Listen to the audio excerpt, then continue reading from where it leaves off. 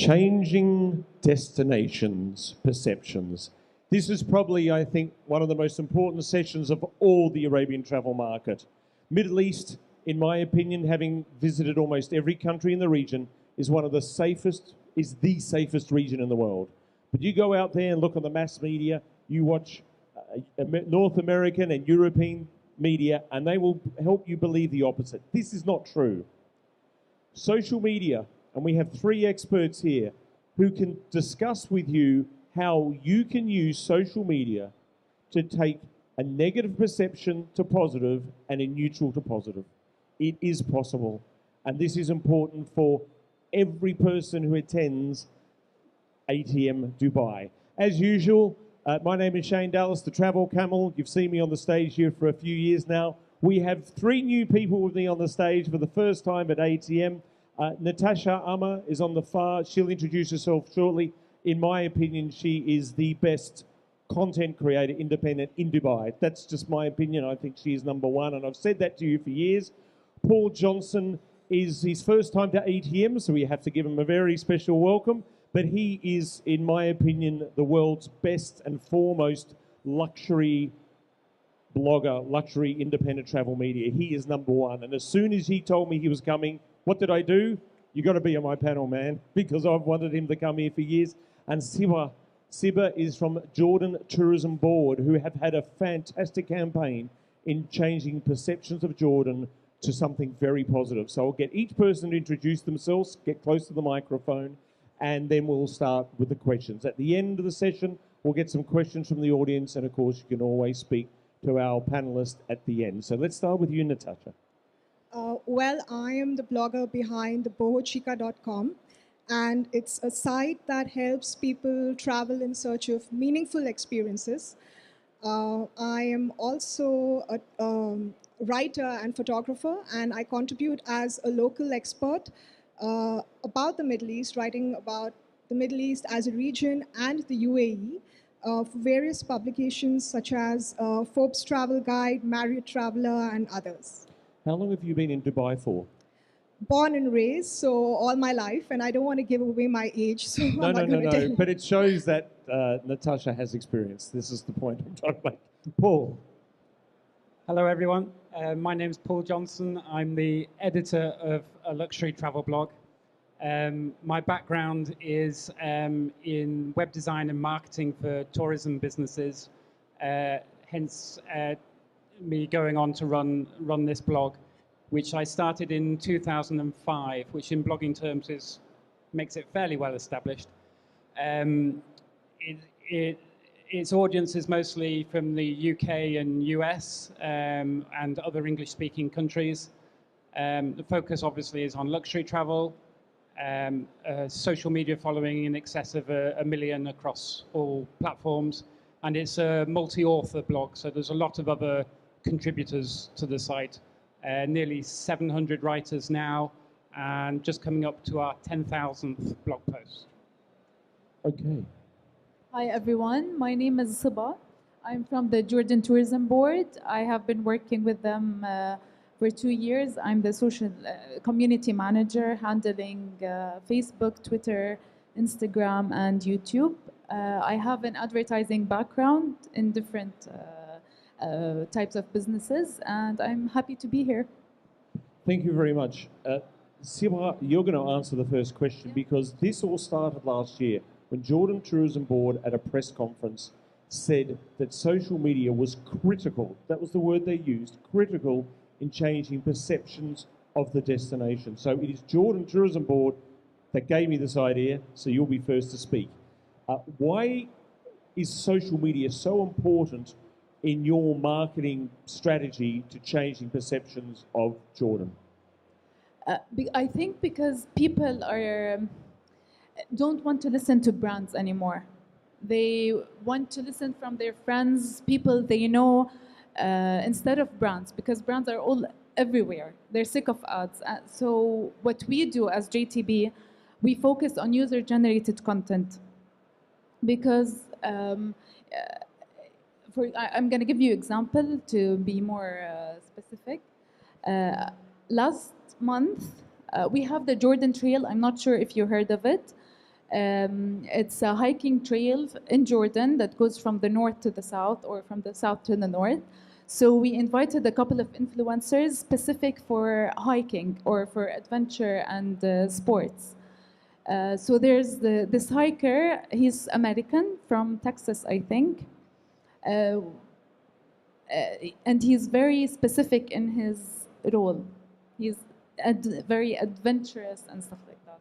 So he showed us what people, and every day he would post stories about the trail and post about his experience and stuff like that. And he would show us how many messages people ask him about. I didn't know Jordan was safe to travel to, or is it safe in Jordan and stuff like that. And our intention was not even about talking about how safe Jordan is. Our sole intention was to promote Jordan as an adventurous destination. So having that, and he would answer them like, Jordan is the safest place I've been to. It's very safe. So hearing that from someone and not the brand, like if we as JTB communicate that Jordan is safe, how much would you believe it? But when you hear it from your friend or from your influencer, it's so much, it's true, you know? I'm going to bring in here, because Natasha, you've been to Jordan. Yes. And you've been and this was with Ford, as in the motor company. Yes. So what was the message you were giving out when you were brought over to Jordan for that? It was your road trip, wasn't it? Yes, a road it trip was. through, and it's a Yes. fantastic country to drive in, I must say. But you went through a road trip. So explain what was the sort of content you were bringing out, because it's the opposite end of what we've just heard. So the other end. Well, the content itself, the trip was a road trip following in the camel tracks of Lawrence of Arabia. So it was about, the amazing sights and attractions that Jordan has. So yes, it was about the Dead Sea and visiting Petra and Wadi Rum. But also what makes traveling in Jordan so special is that very unique brand of Middle Eastern hospitality, that warmth. And those are the stories that I think it's great, like you said. If influencers or content creators can share those kind of stories, that makes a huge difference in how people perceive this region. Yeah, that's very true. I want to talk about this, keep this line going about the stories, the importance of stories. And my only visit to Jordan back in 2002, what the story that people remembered from my visit, it was Ramadan was on at that time, so it was on in November, December. And I was in the Desert Fort circuit, great roads out there. And the guy who sold me the ticket wanted a lift. So I gave him a lift to his thing, and he spoke no English, and I spoke Shwaya Arabia. And he kind of beckoned me to his home, and we watched the breaking of the fast. We shared iftar together. He wanted me to stay. We smoked a hookah together. That would not happen in Europe. This just would not happen in Europe. And when I explained that, people said, wow, that's the Middle East. I said, yes, it is. And I've been to almost every country in this region now, and the story is the same. The story is the same. So we're going to continue the story themes about how you use stories to change perception. So I'm going to go to Paul, based in the UK. You're the Lakes District. That's correct. You? Yeah. So now the Lakes District, from what you told me, is known for being wet. I mean, England's known for being wet, but particularly wet and damp. But it's not the case, is it? Well, no, it is the case. But not as bad as what people say. It's the wettest place in England. Oh, really? But also one of the most beautiful. And I'm slightly biased, but because it's wet, we have the most beautiful lakes, the largest lake in England, Windermere, largest mountain in England, not a mountain by many people's standards, but Scafell Pike. And it is really, really beautiful scenery. So often people's perception is that it's perhaps a slightly miserable place to go to, but if you do get the weather in your favor, which you often do, it's one of the most beautiful places in the country. Second most popular destination in England outside of London. But so how do you promote that? What is the content you put out there that convinces people, hey, come to the Lake District, that despite there might be some odd weather, it's really worth coming here. What specifically do you put out there? So we put out all sorts of information, working with a variety of different brands and hotels, but the Lake District is considered as one of the best adventure destinations in the UK, so it's very popular, obviously with walkers and hikers, but also other activities such as climbing, sailing. My children are both very keen sailors because they go to school in Windermere. They're in the national squad, they competed in world championships and so on. So for anybody growing up there, it's a fabulous place to grow up and learn new skills. But also for visitors, it's got a wealth of opportunities that often aren't open to people living in cities. And what is the content? Getting the content you put out, is it photos? Is it videos? Primarily, in my case, photographs with a bit of text with them on social media channels. And in my particular case, because the blog is my main platform, it's an avenue into the blog with a greater amount of editorial. Okay.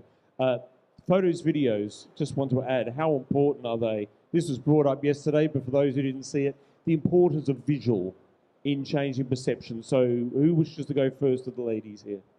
Okay, Siwa. It's very important. Like, imagine if I describe something to you, like without texts or images, it's not going to be as accurate or as beautiful if we show it in videos.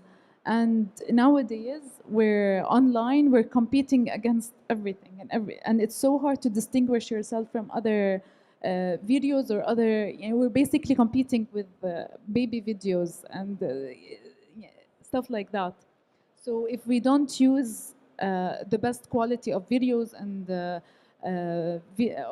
photos and vivid colors and stuff like that, we're not going to pop out, we're not going to show, we're not going to be able to deliver what we want. Which do you find are the social media channels that are most effective for you? And I'm going to ask the same question for both of you. Which of the social media, so yesterday we had China, Russia talking about different social media platforms, and China was a thing on its own, but which other platforms do you think are most effective for spreading your message? And then I'll ask the same question of both of you.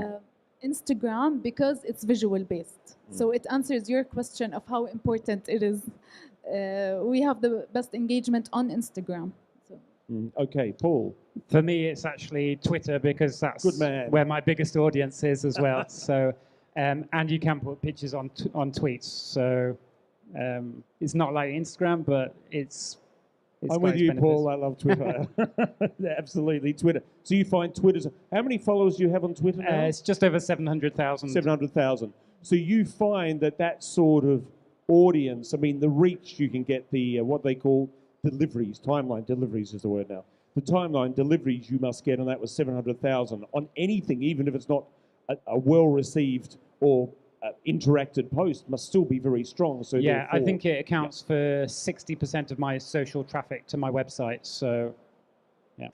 Natasha, being based here, this is your area. You grew up here. Which are your social media platforms? Well, it's my blog, number one. But when it comes to social media, it's Instagram.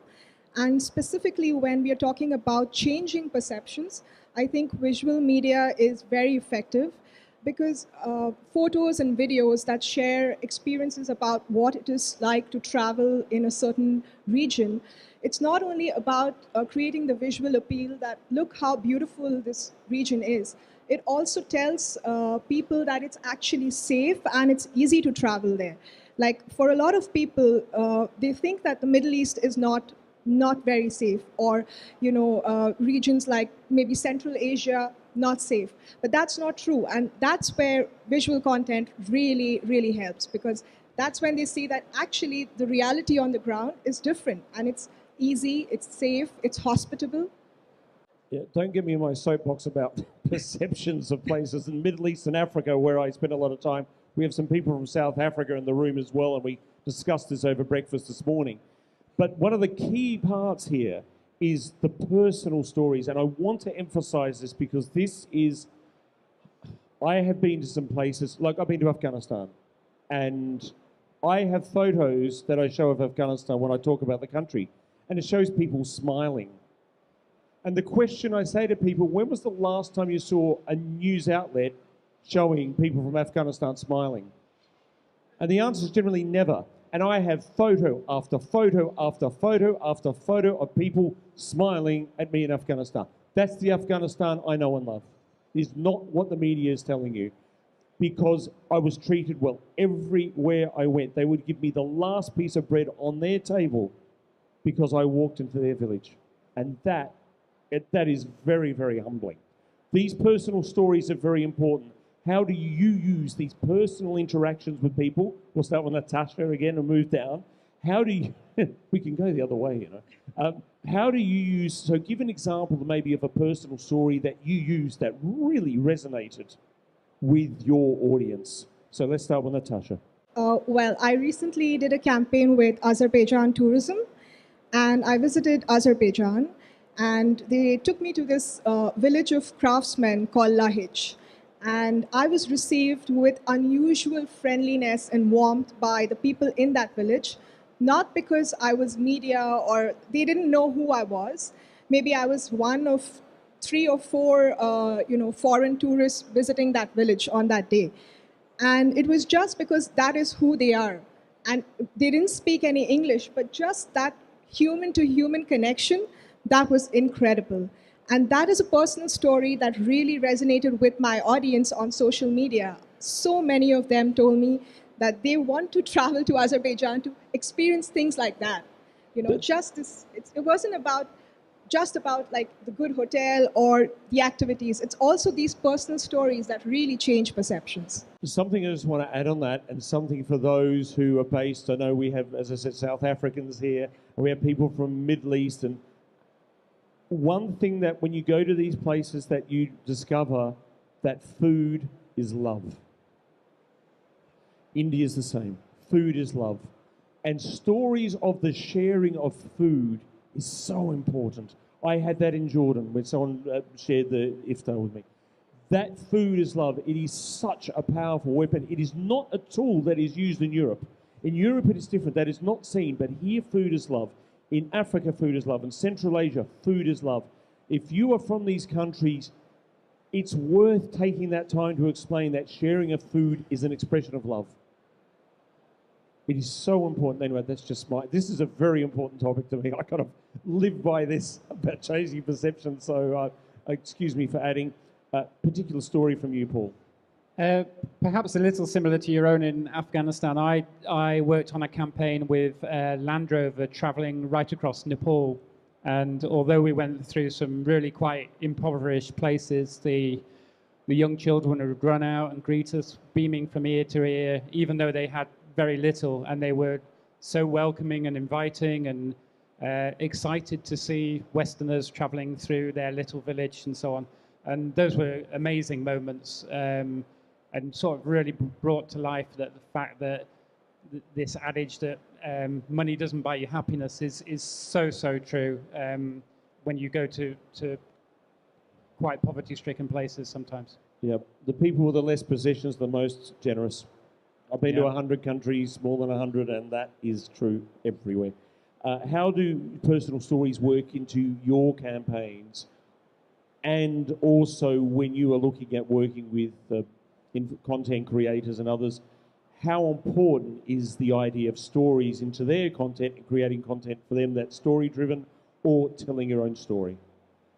I have an interesting story regarding that. A couple of weeks ago, we had photographer guests we brought to take photos of Jordan. We were touring Salt, a city nearby, in Jordan, with a local tour guide, and we were just walking in the neighborhood, in the streets, and one of the guests really wanted to use the bathroom, like right now. And he was just joking. He was like, imagine if I go up to a house and just use their bathroom. And he laughed about it. But the local tour guide was like, yeah, he knows everyone knows them. So he was like, yeah, come, I'll show you.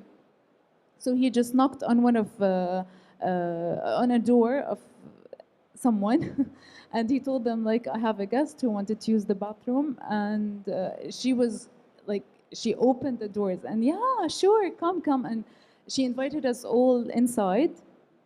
He used the bathroom and she made us sit down. She made tea. She brought sweets.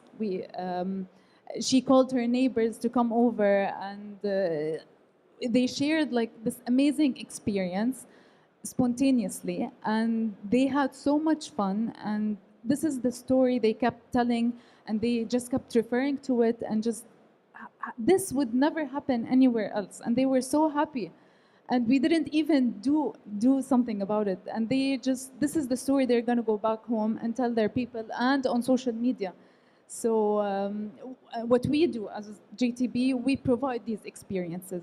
They're there. We don't force them. They're there, but we provide the platform or the experience to do that. Having gone on a few press trips, I don't really do them anymore for different reasons, because it doesn't suit my photography. I'm a very slow traveller. I can spend 4 days just trying to get the one photo. But it's interesting that when you are building your itineraries, inviting people to come with you, stories. Give people experiences they can tell stories. Especially with, we heard yesterday that in Asia, in China, you don't use the term influencers, key opinion leader, okay? Key opinion leader. So we'll use key opinion leader here. Key opinion leaders is, they need time. It's different from taking a group of travel agents onto and just giving them site visits. This is not how people like Paul and Natasha work. They don't work like that. They work on stories. So you need to travel more slowly to give them the time to get the stories. Two benefits. One, it's easier to organise. And B, because you're not moving around as much, it's cheaper to do. And so these are the benefits. So don't, I have been on, and I'm not going to mention the country, the last time I was on one was in a certain country that is nowhere in this region. And we were going to site visits at different places, and I'm thinking, but I want to photograph. I don't want to be having dinner when I can be photographing Blue Hour. For those who, these are really important. So what I'm really liking, and you can see why Jordan has been successful here, they build trips with key opinion leaders that generate stories.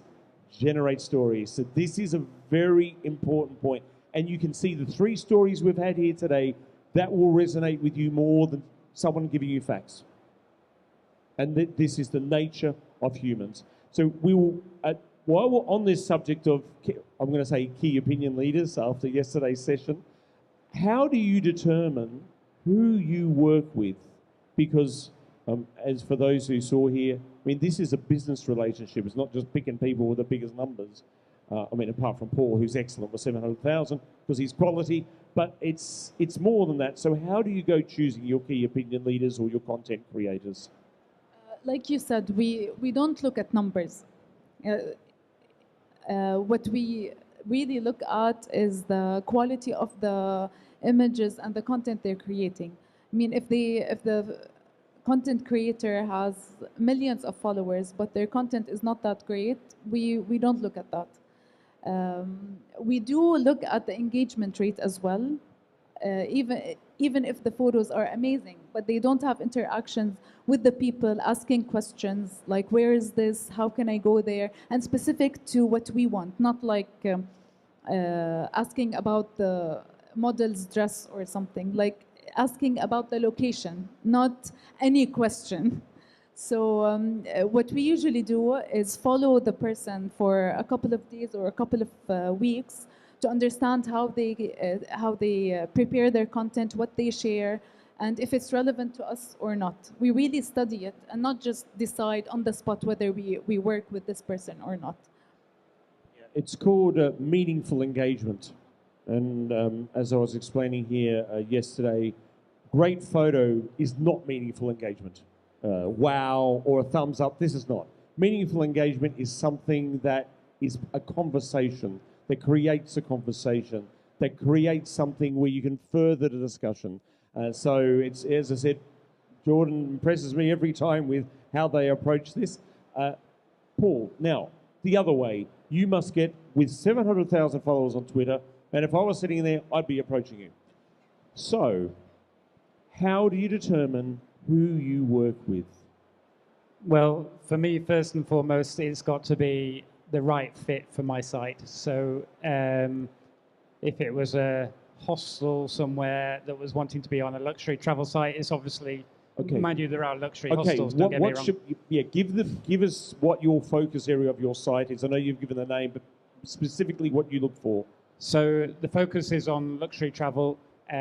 My demographic of my readers is largely US and UK. So presumably destinations that approach me will be interested in that readership. Luxury is obviously very, very different things to different people. So it's quite hard to define. And because we're a multi-author platform, we've got quite a range of opinions of what luxury is. To me, luxury isn't about gold taps and a swanky hotel suite, although that's nice, but it's more about the luxury of the experience of the travel experience that you're on.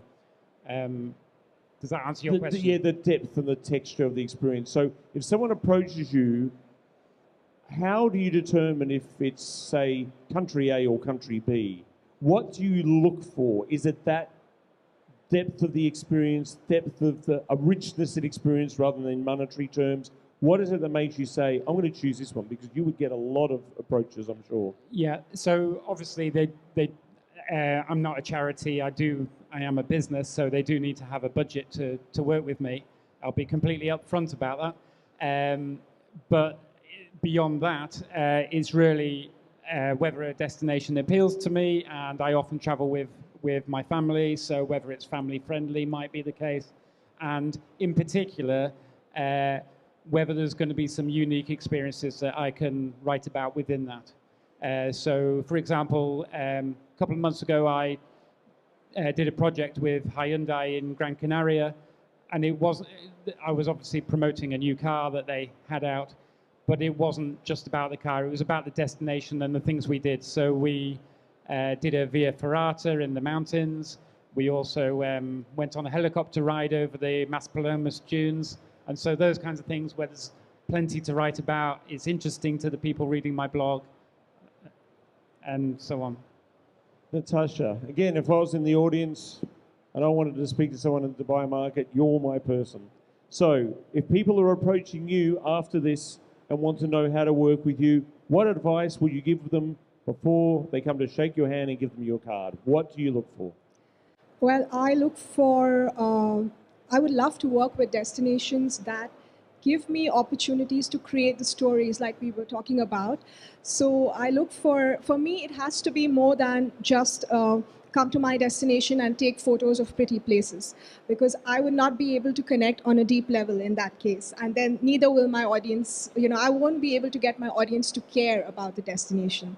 So I look for experiences around adventure, food, culture, landscapes, and hiking, because these are my areas of interest. And the content that I create around these areas naturally turns out to be engaging and interesting because there's that personal angle. Then obviously I would like to work with destinations that see the value in that kind of content over, just We should vanity work metrics. together. Yes, we should definitely. You already have, haven't you? Oh yeah. But do you notice the importance of stories coming through here? It's again and again and again. And I mean, I've even been to North Korea, and I can tell you personal stories I had with people there that told me things that weren't the official party line. And people said, well, they're human after all. They're not robots. They're not. It's very different when you give a personal story. And I want to now, this is the key question, because then we want to take, say, maybe 5 minutes for questions from the audience. How do you go about getting a perception that is neutral? Because an unknown destination is different from a negative. But a destination that's unknown, so let's say, in fact, probably everything's known in this region, but very worldly educated in this region. But for example, Solomon Islands, near Australia. Solomon Islands, if you've seen the TV series The Pacific, it's there, the Battle of Guadalcanal. Now, most people have no idea where Solomon Islands is, and I've been there because I lived in that part of the world. So it's a neutral impression. Where's that? If you've got a where's that destination, this awareness, how is it that you approach this neutral to positive? And then the next question after this is, We'll save it for the next question. The negative to the positive. So let's start with neutral. Where's that destination? Natasha. I think this is where the personal story or the personal angle can be really powerful. Because what I for one, never shy away from, saying on my social media channels and telling my audience that, look, I didn't know about this destination, and this is what is so amazing. Like, I didn't know maybe about the culture or the food or the experiences, and here I am experiencing this, and this is amazing. Because most people are like that, most tourists are like that, most travelers are like that. They don't know everything about a destination before they visit. And that whole sense of personal journey and discovering these new aspects of a culture when you travel there, that is what makes travel so enjoyable, and it makes it what it is. So I think it's just sharing that, using visual media and doing it with a personal, with a personal touch, sharing the stories, and then people say, "I never heard about this place," and look at what this creator or this blogger or influencer is getting to do there. So I think that can be powerful. Paul. Again, returning to that Hyundai example, when I was in Gran Canaria, I think Gran Canaria, particularly from a UK perspective, and is regarded as being, like many of the Canary Islands, a place where you can go and get 2 weeks sunshine for your annual holiday, and just lays on the beach. But there's so much more to the island. There's the dunes that I just mentioned, which I think are a World Heritage Site. There's the old quarters of Las Palmas, the capital of the island. There's a huge crater, a very fertile crater, where the farmers terrace the slopes and farm there. There's cave homes you can visit. So there's much more than the perception of, oh, this is just somewhere I can go and get 2 weeks of sunshine. And yet that's what a lot of people go for. But by working with bloggers and social media influencers, you can get a much greater insight into what a place is really like. It's building the awareness, isn't Yes. it? Did you want to comment on this? We'll save it for the next one, which is negative to positive. Are you happy to comment, say, on an area in Jordan that probably doesn't have a high awareness, and that how you have used that to say, hey, look at this area here? Are you able to comment on that? Yeah, I think one of our problems, as you said earlier, is that Jordan is not safe because of what's happening in the neighborhood, but it's not true. And other than that, is like you said, people just come to Jordan to see Petra, and that's it. But Jordan is so full of other things and experiences and really a lot of things. If I want to start talking about Jordan now, we won't have time. You would know. But we, again, as mentioned earlier, we want the people to talk about it. That's why we provide the opportunity for these travelers to come and experience these things, so that they can tell their people, their friends, and their family of what to expect when they come to Jordan. Okay, so now keep on that thought. Expand that, because as we said before, and this was the media conference last year, that someone from the ministry came out and said that they had people started believing now, through extensive use of social media and key opinion leaders, that Jordan is safe. Can you expand? I've lost my voice on the second day. This is not a good sign. Can you please expand on how you go about that process, how effective that was in getting that negative to say, well, it's safe? A little bit of detail on that, as much as you can, that you're allowed to say. We use content creators, bloggers, and especially female travelers, solo female travelers, because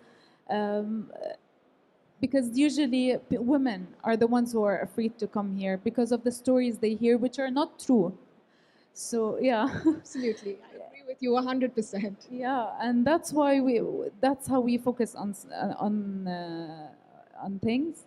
And when we invite them, we let them create their story of how they it's very safe for them to walk in the streets without getting harassed, like the media is trying to tell them. And that's what they share. And it's not forced because it's true. They say it from the heart. So that's one of our strategies on how to use that. And all of our content is user generated. So we can defeat that negative vibe.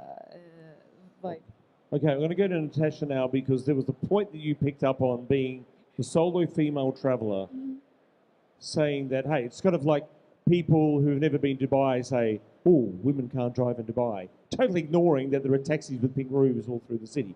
So how do you address that being the female traveller to say, hey, you know, this impression you have of this region or this country or this area is wrong? How do you go about that? So this is from the negative to the positive, because it needs a more, you know, aggressive strategy, I think. Well, I think in that case, to change perceptions, step one is to break away from stereotypes, move away from cliches in the narrative when you're telling the story of a place. For me, that works in two ways. One, so just for information, I am a solo female traveler, and most of my traveling happens on my own. So I completely understand when women or, you know, travelers have these kind of concerns. So going back to that, in my role as a content creator talking about the Middle East, I like to first of all make this clear that the Middle East is a vast region. There's every country has its own unique social and cultural characteristics. You cannot paint the whole region with one brush, with one color. It's completely different in every country, and it's helpful to know how different these social and cultural characteristics are, so you know how to be prepared for it.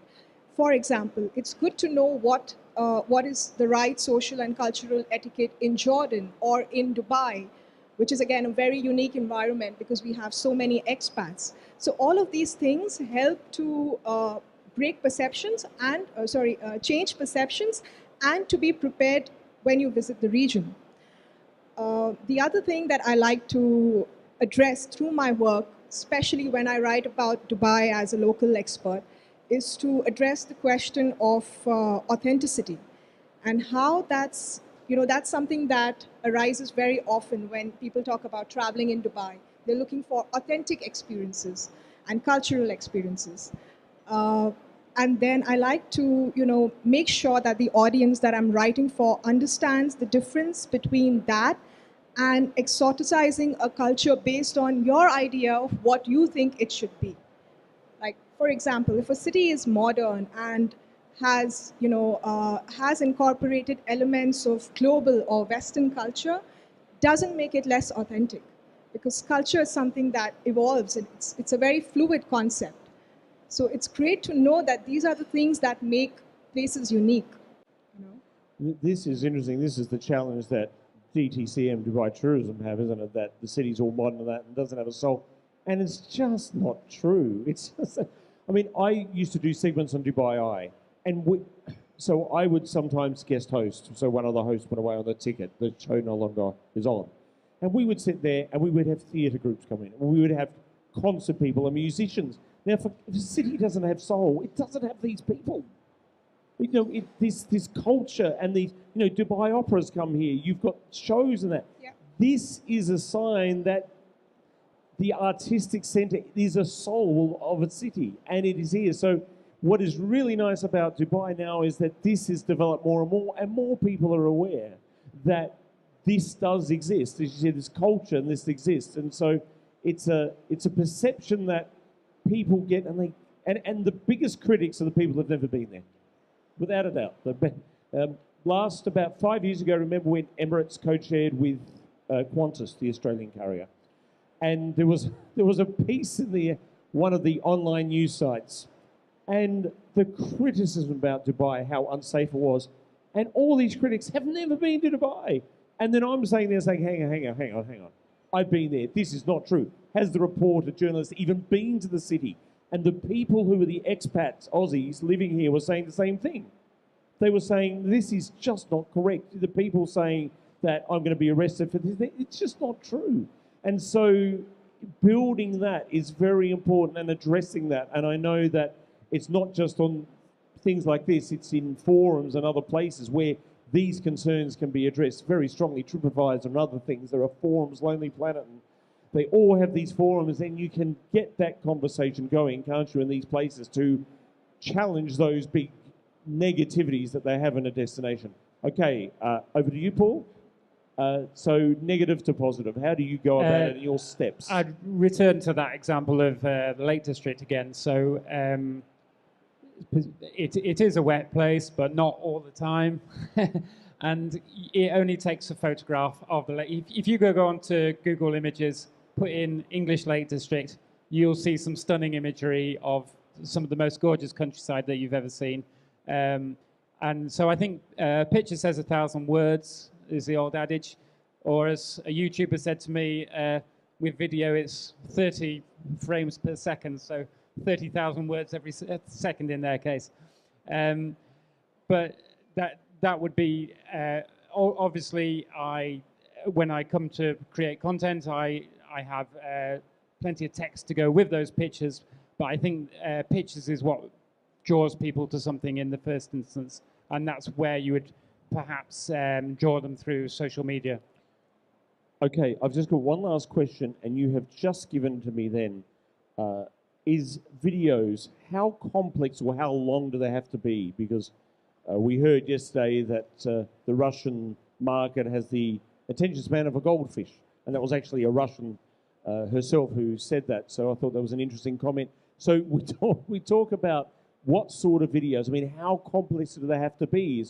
Can people out there use their phones? Is that sufficient for the videos that you need to make? So give us a bit of an idea on videos, because as you said, 30 frames a second, that's 30 frames, that's 30,000 words, that's 30,000. Every second.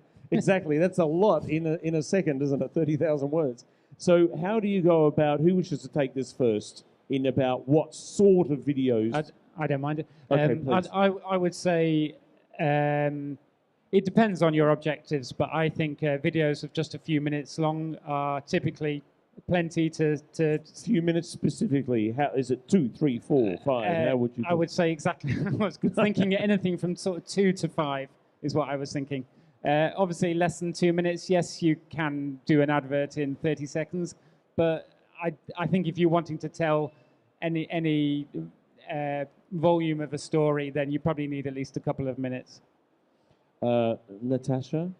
I think it's the same, about 2 to 5 minutes. It depends also on the format of the video. If it's just montages, just to create awareness of the place and what it looks like and the experiences, that can be a shorter video, like maybe 2 or 3 minutes. But if it's more personal, where you're telling a story, you're sharing your food and your eating out experiences and all of that, I think about 5 minutes is a good time to have. Okay, what equipment do you use, Paul?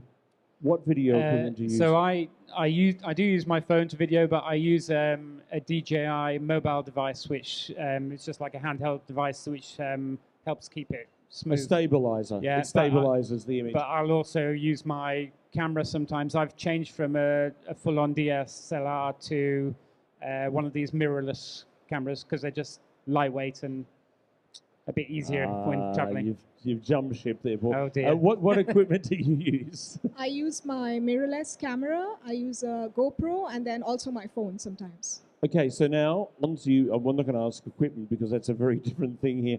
But what sort of videos have you found that have really resonated with the audience from Jordan Tourism? Videos that we created. Videos, yes, that you've done, or videos that you've seen the content creators you get into. You can choose either or both. If we have a good story, the videos with the best stories that has a an up, what do you call it? The plot, the story that has the highs and lows, or the Yeah. light and shade. Yeah, the light and exactly. shade is the correct, yes. If you have this story, if your video is 20 minutes, it's fine, because people nowadays are not watching TV at all. Like they're switching to Netflix and social media. So and YouTube. So if we have that film or video with a good story, it works for us as well.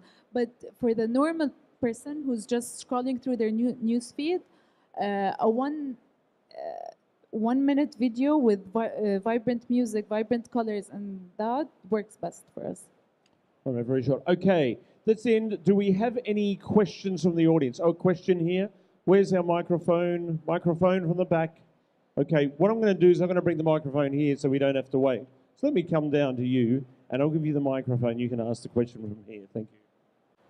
It was a wonderful session. Thank you very much. You'll have actually put words to all my thoughts.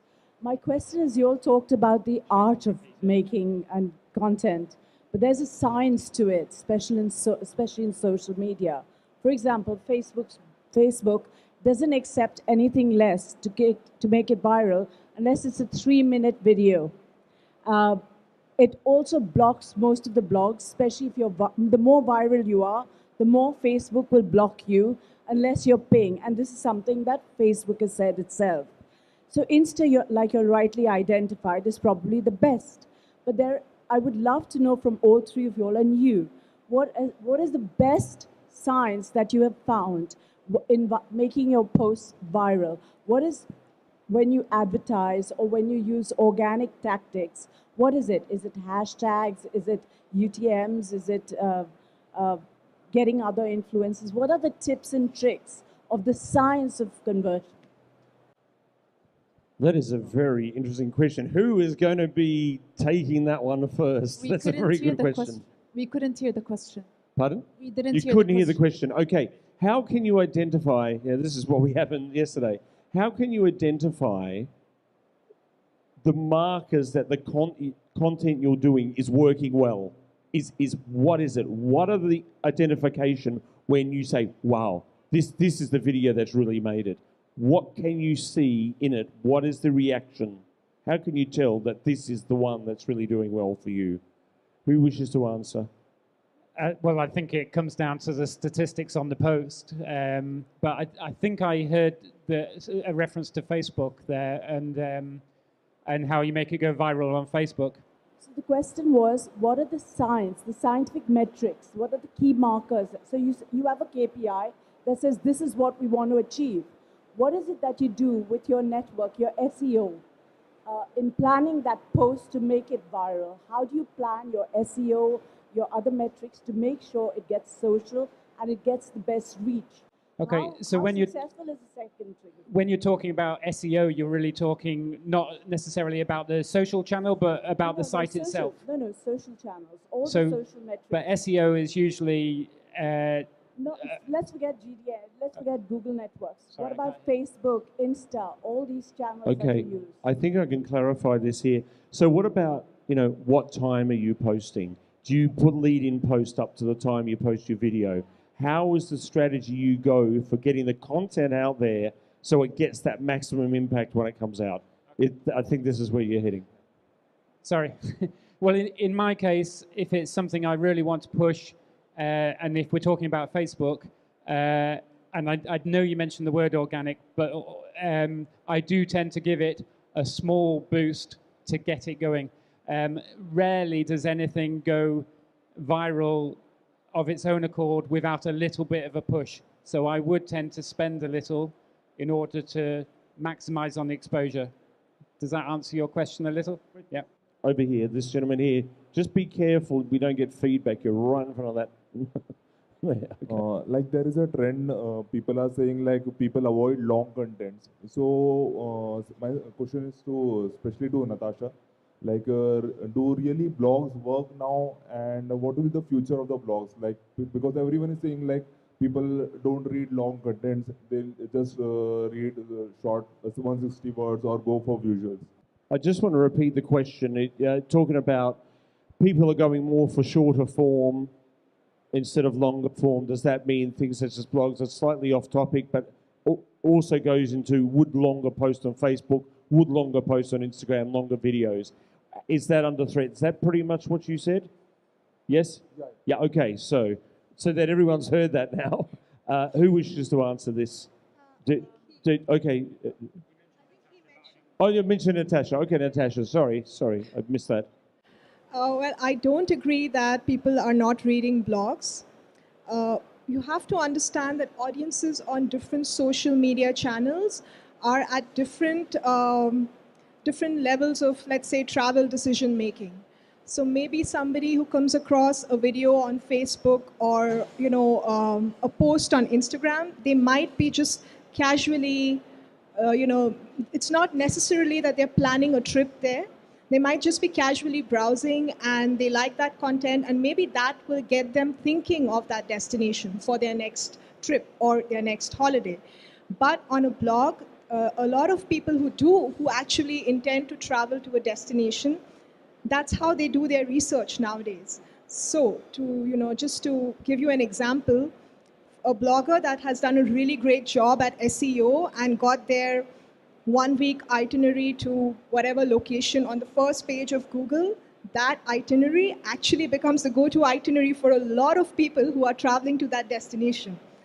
So people who actually do read blogs, like 6,000 plus word blog post, they're researchers, they're planners. They will actually book experiences, hotels, activities through links on that page if it fits with their style of travel and with their budget. Blogs can be very, very effective. I would say sometimes in many cases, they also stay like relevant longer because of the power of SEO and being found on Google search. And you're able to show that because you have your affiliate links and your links that go and you can tell the side of your page. So, yeah. I mean, I know people out there in Europe that get more than 1 million views on their blogs. And they certainly know their numbers when they're going. So it is possible. It still happens out there, but you've got to have the good content. We'll take one final question. Jeepers. First, yeah, lady was here, and then we'll go back, and then we'll start it there. So if you could kind of make it, give us your question. Thank you. I have a question for Siba. You said that you rely a lot on user-generated content, but how do you control your messages and your key messages from them to make sure that it's on track with what you want and the objectives of your campaign when you're working with influencers and such people? I heard that. That is a fantastic question. When we're working with content creators, we communicate regularly on what we want and what they should deliver, and these things to make sure that they don't post stuff that don't go along with our brand and our vision. But we don't control user-generated content that for travelers coming on their own, which is hard. But luckily, we don't face that problem, because when they come to Jordan, they experience the best experience. So we rarely have any problems with their content on what they share. What does like a brief look like when you're inviting an influencer over? How generic is it? Sometimes we really focus. On who to contact. Like I mentioned earlier, we invited hikers, specifically hikers to hike the trail, the Jordan Trail. We can't invite just a generic lifestyle blogger to walk the trail and talk about it. And this specific blogger or Instagrammer they don't have a lot of followers, but their followers are real, and they are all interested in where he's walking, where is he traveling, and that's how we look at things. We rarely just bring generic content creators. So yeah, you can speak to Siba afterwards. Yeah, that fantastic question. Just the two gentlemen here, and we'll finish off the session, and then of course the panelists are available after. Okay, yes, sir. Please tell us your name, where you're from. Yes, hi, thank you. My question's for Siba. I'm JD from City of Jakarta government. So my question is a bit about from government perspective. In terms of planning on promotion using social media, especially using key opinion leaders, you mentioned earlier about how to determine which influencer that you choose, like based on the interaction and all the stuff. But how do you usually determine from what part of the world, from what country that the influencer came, and then from the segmentation, like age, demographic, all that stuff. And the other question is about the budget. In terms of budget, I don't know how much the percentage that you spend to promote using social media. Is this increase like on YOY basis maybe? Well, pretty much that's the question. Yeah, thank you. So answering your first question about demographics and stuff like that, what we have a marketing department. Each person is in charge of a specific market around the world. So regularly we meet and see which countries have a drop and which are rising. And depending on these numbers and these statistics, we decide where to focus on in the next couple of months or next year. So it's really a team effort to know who to contact. And when we contact the influencers or the content creators, we ask for their insights, their demographics, and which country their followers mainly come from. What was the second question? About The budget, yeah. It's not my call, really.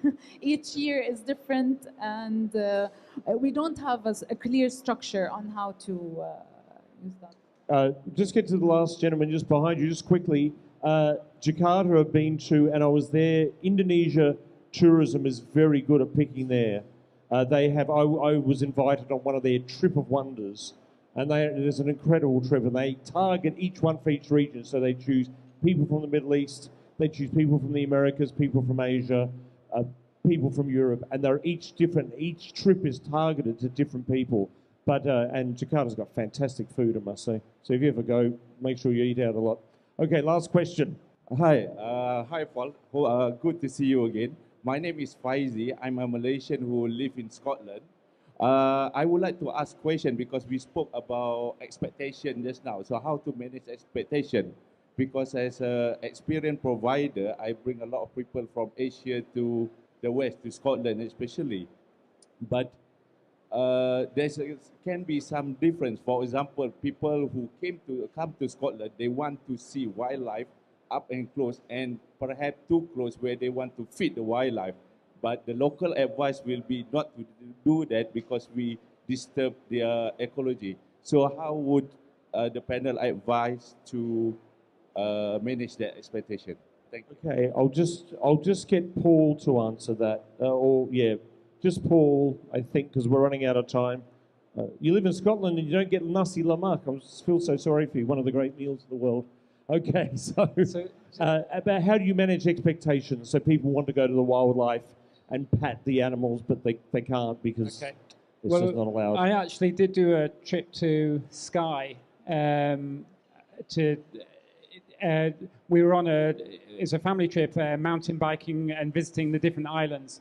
And when we were on Skye, we worked with somebody called Skye Gilly, and he's a wildlife expert. It sounds like you know him, but he's worked with not Bear Grylls. There's a famous adventure guy. I can't remember his name, I'm afraid. Ray Mears. And we actually went on a trip with him. We saw an otter in the sea. Obviously, things like a good zoom lens help with capturing things like that. But and we saw red deer as well. So there are opportunities to do that kind of thing. I think without spoiling the atmosphere. But you can put out those signals early, can't you? Like, this is what you need to expect here. And for example, going on safari in Africa, it's not this. You can't just walk out of your vehicle and wander around. It's just so not obviously, a good idea. there are no guarantees of what you'll see in Scotland. Whereas on safari, there's a high chance you'll see something. Yeah, you're going to see something, but you may not see the lion or leopard. Yeah, you might not see the big five. But We've got to wrap it up there. I'm so sorry. This is my contact details. You can see behind you there. That's how you can contact me on all the forms. These sessions are only possible because we have amazing panelists who give their time and their knowledge to share with you here. And this has been a truly wonderful panel. For Natasha, for Paul, for Siba, please give them a huge round of applause. And we are back here tomorrow to talk about customer service through social media. And I think the time is 12:30 we are on. Yes, 11:30. Customer service through social media. Thank you and enjoy your day at ATM.